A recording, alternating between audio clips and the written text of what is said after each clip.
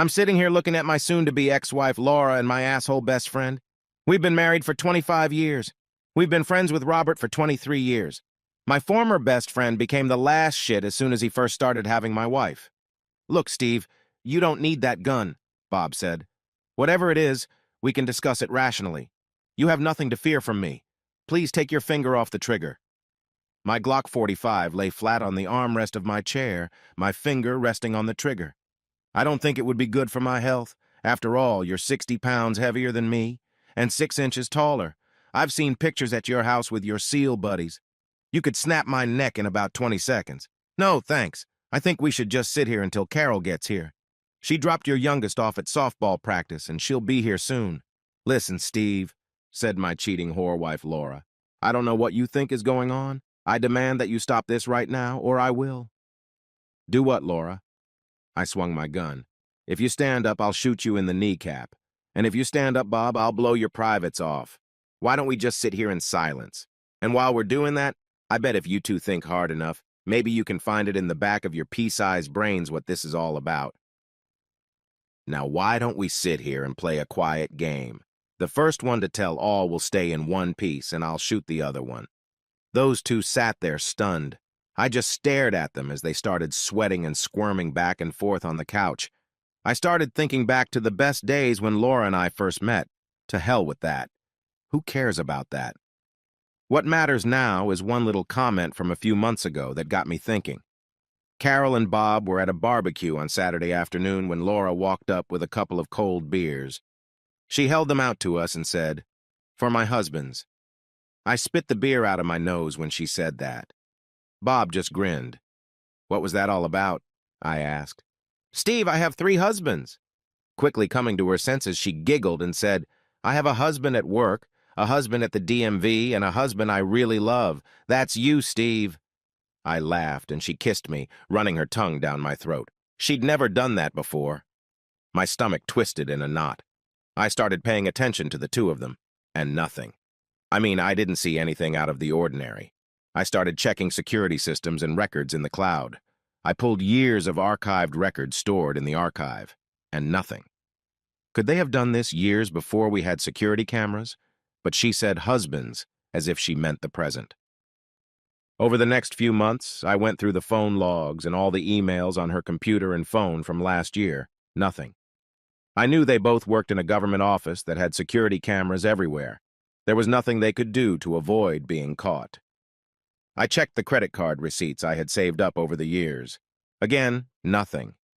It seemed the only time they were together was in the car. They never left early or in separate cars to go to work.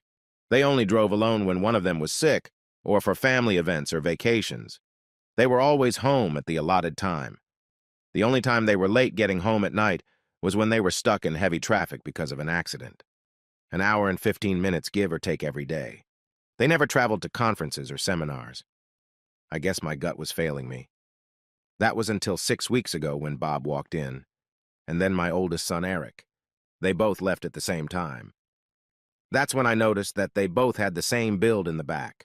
I went online and ordered home DNA test kits for my children, Eric, Todd, and my youngest, Anne. I asked them not to say anything to their mother. I wanted to surprise her for her birthday. "Surprise! Happy birthday, Laura!" I called out. Carol tossed 3 plain vanilla envelopes onto the coffee table in front of them. "What are these?" Laura asked. "Carol and I want you two to open them and read them, then I'll tell you. Oh, hell, I don't think they require an explanation." I snorted. They slowly reached out and opened each one. Laura went pale at the first sight of them. Robert threw up in the basket by the couch. She grabbed the other 2, read them, and cried, "I'm so sorry, Steve. I never meant to do that to you. I thought they were yours. I must have timed it wrong when I was fertile." Robert came to his senses and began to beg. She promised me that she would be safe. I would never make a cuckold out of my best friend. We weren't the best of friends. I bet you both enjoyed making Carol and I look like fools. I'm not going to shoot you or try to get you fired from your job. We're going to divorce you. If I fired you, Laura, I'd have to pay you alimony. I'd keep my pension, and you'd keep yours. We'll split everything else in half. I took all our investments and put them in Anne's trust fund for her college. I canceled all joint credit accounts after I paid them off. I took half of the remaining money and put it in a separate bank account. We're putting the house on the market. All the fond memories I had of the place were nothing more than a facade. I've already rented an apartment across town as far away from you two as possible. I told the kids this morning that I wasn't their father, just a stupid man that you two used. I don't think they're very happy with you. Anne says she's going to move in with me when she graduates in 2 months. She doesn't want to talk to you, Laura. I haven't said one disparaging word about you, so you're going to have to give her time. Please, Steve, Laura begged. I love you. I always have, and I always will. I just made a mistake in my cycle. I grinned and shook my head. Laura, I don't think you really believe the nonsense you're trying to slip me. There's an old saying in the Bronx, shit has a sound all its own. I really love you. I want to grow old with our grandchildren and watch them be born, she cried. Trying not to shoot her, I replied, Laura, there's one problem here. You and I are not going to have children for you to look at.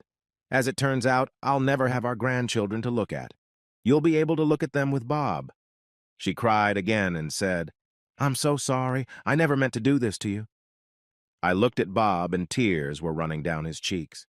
He tried to wipe them away before they fell into his lap. Carol came over and started to soothe him. Bob, I talked to all your former SEAL team members and told them how you betrayed your naval code of conduct.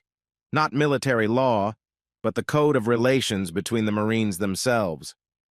I'd told them how you screwed your best friend and betrayed him and me for the last 23 years. The email says you are persona non grata to them. I'm sure they will call you personally. As far as you and I are concerned, it's over between us. I don't have to do the housework now. I'll get alimony for the rest of my life or until I get married again. You know what? I'm never getting married again. I'll just bring men into my house and fuck them in the bed you pay for. I've already asked my lawyer to block our financial accounts. We're going to get an allowance until the divorce is finalized. I'm going to take everything we have. I'm sure my lawyer will crucify you both for what you two have done to us. And I'll make sure to play my part in front of the jury as the resentful wife who wasted 23 years of her life on you. The good news is, I sent the DNA info to your parents, Bob. They're thrilled to have 3 more grandchildren. But Laura, I can't say the same for Steve's folks. They were absolutely heartbroken that they would never have grandchildren. Laura slid off the couch, crying with despair. I waved my gun at Bob. Help her up, Bob. Put her back on the couch. He picked her up and sat beside her, holding her so she wouldn't slide back to the floor. A man came into the room and asked, Are you Mr. Robert Watkins? Yes, Bob answered. You have been served. He turned to Laura. Mrs. Laura Foster? She only shook her head. He placed the envelope in her lap and took a picture. You have been served. He turned and walked away. Bob, Carol said, in this package is a restraining order against you. You have 2 hours to pack your things and get out of the house. I'm not afraid of you per se, but I don't want to deal with you. I'll have it taken down so you can see the kids. I think you can move in with Laura. Laura, I want you to go away for the weekend.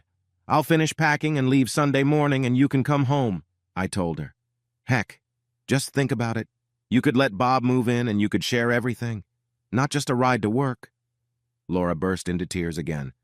Okay, Bob, we give up. Bob looked confused by that statement. I continued to explain. Carol and I puzzled over how you two got away with it for so long. Well, at least until the day she called you one of her husbands. Since it doesn't matter anymore, tell us how you two have been tooting my horn all these years. Bob sighed and slowly shook his head and said, In the car while we were driving back and forth to work. Carol and I looked at each other incredulously. That's right, he said. In the car, never anywhere else. When did it start? About a year after we started driving together.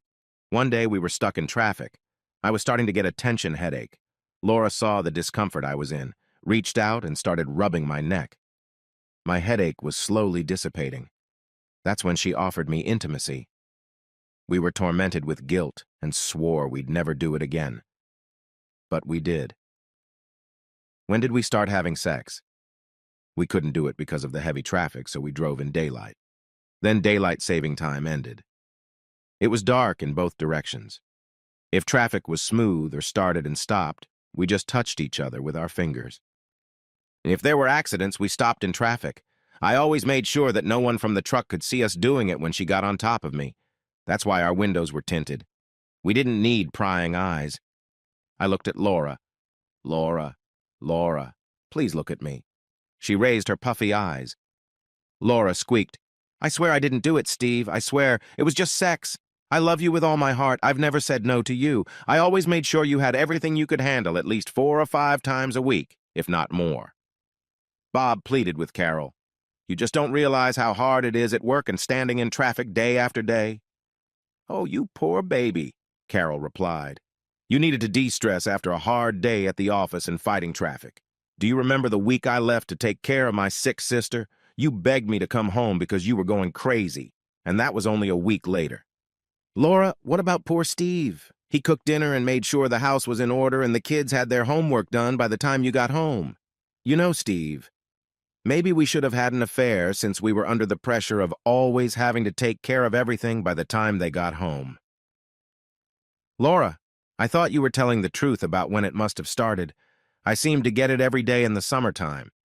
And in the off-season, except for weekends and holidays, you used to shut me off during the week. What changed? Now I remember before my youngest was born, I used to get sex once every 2 weeks. Laura wrinkled her nose. I took the van. He'd drive, and I'd saddle him up. Let me guess, about 9 months before each child was born, there was a major accident. You two were stuck in traffic for 8 hours. I'm guessing you were busy at the time. Both of you lowered your eyes in shame. Carol asked Bob, You insisted on buying the van. Is that why you wanted it? I turned to Laura. You said you loved me and didn't deny me what I paid full price for by marrying you? It's true, my dear, she replied. I love you with all my heart. And what about those evenings when you two slept together? You swore you never gave me his cream pies. Is that true? Yes. Laura, you're wrong, I said. You've turned me down over 1,000 nights in the many years you've spent together in the car. She looked at me shocked as the gears in her head turned. Then she burst into tears again. Well, Bob, I guess now you two will get up and leave. As for me, I never want to see you again. You and Carol have children, so I guess you two still have children to raise. I won't be attending any more family gatherings since you and Carol have children, and you and Laura have children together. That will make the party interesting without me. Bob looked at me and said, Steve, I'm sorry I was the biological sperm donor, but you are their real father. Somehow that doesn't make me feel any better. Now you two leave. Laura, you can come back on Sunday. Carol helped me pack an overnight bag for you, and your parents are waiting for you. I was sitting in my chair drinking my Jack and Coke when I felt soft hands rubbing my shoulders. You have so much tension in your shoulders, she said, leaning over me and whispering in my ear. I want to take all this pressure off. How about a little revenge sex? I know you like my breasts. You stare at them all the time. Epilogue. Divorce is gone through, Bob moved in with Laura. It didn't last long. Curiously, they stopped carpooling. I continued to see Carol. My daughter Anne traveled to the state capital.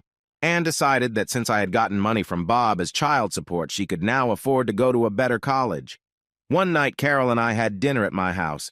It was the weekend the kids were at Bob's. I got a call from Anne, and as I hung up the phone, I felt like I was about to faint. Carol looked at me with concern and asked, What's the matter, dear? All the kids, all 7 of them, just took an ancestry test. They want to see how many of them each have the same DNA. I have to pack up and run. I figure I have a few weeks before Bob and Laura find out that your and his 4 children are actually mine. He'll hunt me down and tear me into a million pieces. Shit, Carol replied. I'm coming with you, Why? He won't hurt you. He's not the kind of man to hit a woman. That's easy for you to say. You're not the one who fed him your cream pies for 23 years.